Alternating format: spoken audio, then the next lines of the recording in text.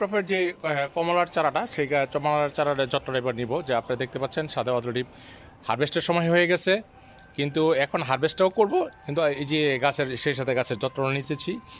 এই যে আমার কমলা গাছের, এটা চায়না কমলা, এই কমলা গাছের চতুর্দিকটা মাটি সরিয়ে নিয়েছি। এখন এটার সাথে টিএসপি, পটাশ এবং জৈব সার মাটি একসাথে মিশ্রণ করে চতুর্দিকে দিয়ে দিব।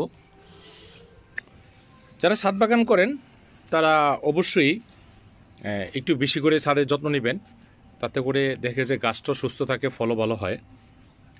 ছাদের অনেকে যদি চিন্তা ভাবনা করেন যে আমার এখানে এত টাকা খরচ করতেছি, কয় টাকার ফল আসছে, এই হিসাব করলে আপনার কখনোই মিলবে না। আপনি একজন শৌখিন লোক, আপনি রুটপো গার্ডেন করেন, এটা আপনার ভালো লাগা, আপনার প্রিয় কিছু মুহূর্ত সময় কাটানোর জন্য আপনার ছাদে আসেন, এটা আপনার একান্তই ভালো লাগে।